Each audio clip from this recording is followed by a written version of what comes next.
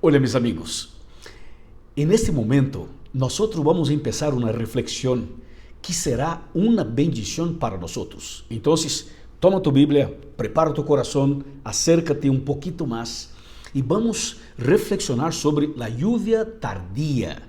Es un término, una expresión que no es muy conocida, pero hoy vamos a conocer un poquito acerca de la lluvia tardía. Bueno, para empezar esto tenemos que abrir la Biblia en el libro de Zacarías, capítulo de número 10, versículo número 1, que dice así, mira, pedid al Señor lluvia en el tiempo de la lluvia tardía, y Él hará relámpagos y os dará lluvia abundante y hierba en el campo a cada uno. ¡Wow! ¡Qué impresionante! El texto bíblico dice, pedid al Señor lluvia en el tiempo de la lluvia tardía. O sea, el texto está orientándonos a pedir, a suplicar, a clamar al Señor por una lluvia. Bueno, ¿qué significa esta lluvia tardía? Bueno, es importante mencionar que en la Biblia el Espíritu Santo está simbolizado por el fuego, el agua, el viento y la paloma. Pero básicamente por los tres primeros, por el fuego, por el agua y por el viento. Son palabras que en toda la Biblia se refieren normalmente al Espíritu Santo y sobre todo el agua. El agua es uno de los símbolos del Espíritu Santo. Incluso cuando una persona es bautizada, esta persona es bautizada ¿dónde? En el agua, por inmersión, porque es un símbolo del Espíritu Santo y también es un símbolo de purificación. ¿Ok?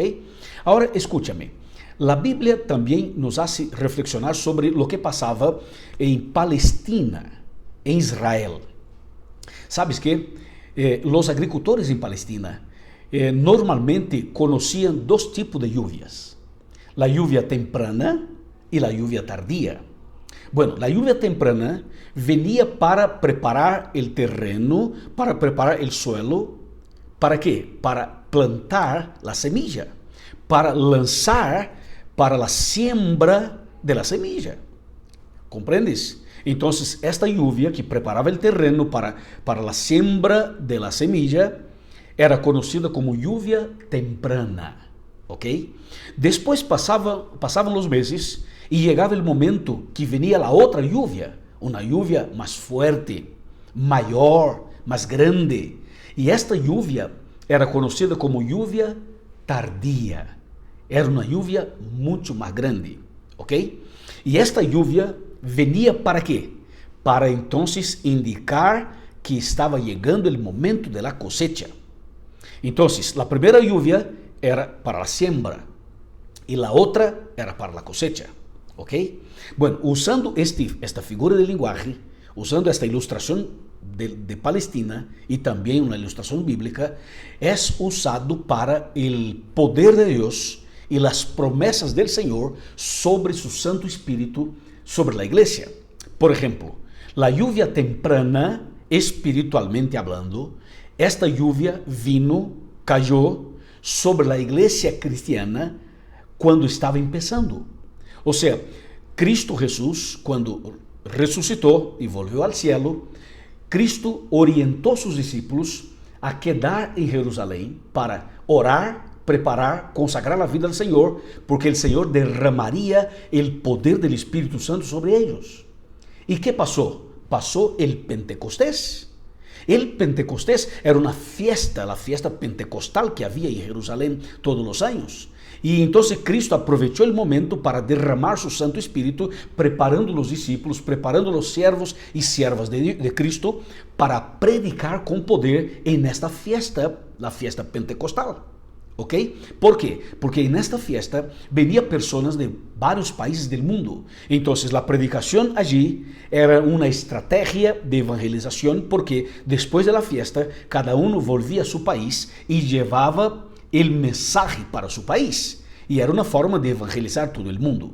Entonces, lo que pasó en Hechos de los Apóstoles, capítulo 2, fue el derramamiento del Espíritu Santo en forma de la lluvia temprana, para empezar el cristianismo, para empezar la iglesia primitiva. O sea, cuando empezó el movimiento cristiano, empezó con un derramamiento del Espíritu Santo, la lluvia temprana, y fue extraordinario. En un sermón de Pedro, entonces aproximadamente 3.000 personas fueron bautizadas. Ellos predicaban, ellos oraban, sanavam personas enfermas, ressuscitavam personas, o sea, milagros, cosas extraordinarias pasaron en el Pentecostés con el poder del Espíritu Santo, con la lluvia temprana, ¿ok? El tiempo pasó, ya se pasaron 2.000 años más o menos, y nosotros estamos en los últimos días, en el tiempo del fin. Muy pronto Cristo regresará, Cristo vendrá otra vez, y ahora estamos viviendo el momento de la segunda lluvia.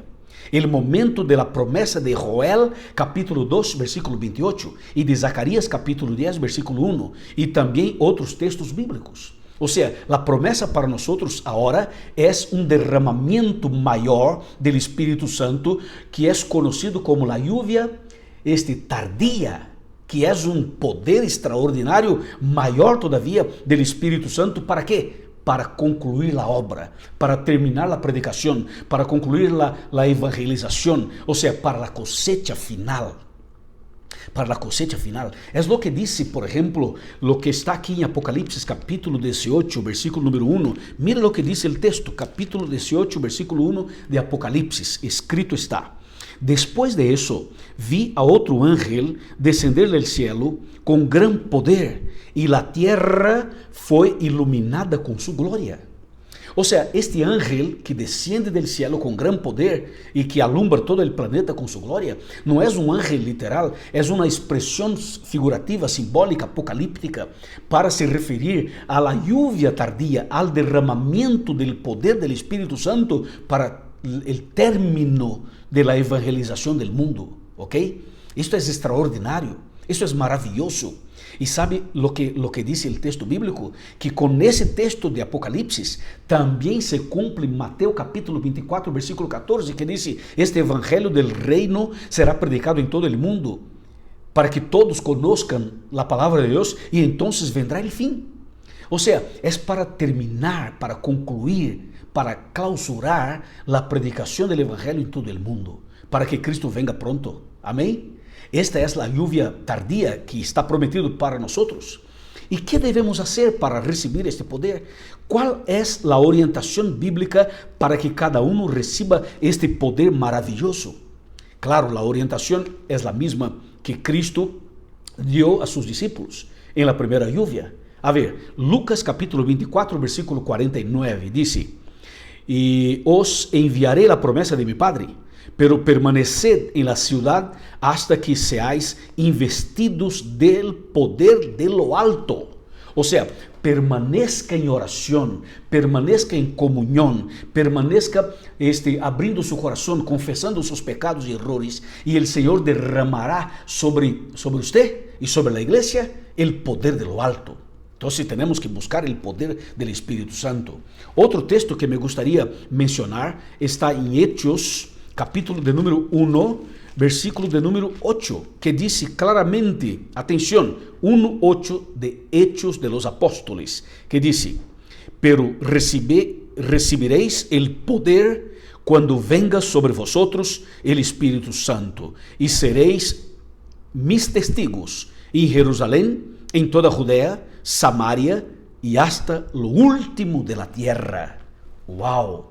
El Señor ha prometido su poder, el derramamiento del Espíritu Santo sobre nosotros. Y el Espíritu Santo vendrá sobre nosotros para hacer una obra en nosotros y después a través de nosotros, por medio de nosotros. Primero el Espíritu Santo quiere hacer una obra en mi corazón, en mi mente. El Espíritu Santo desea transformar mi corazón, convertir mi corazón, o sea, hacer un cambio en mi vida. Y enseguida el Espíritu quiere me usar o usarme para llevar el mensaje a otras personas. Lo mismo es para ti, lo mismo es para cada uno de nosotros.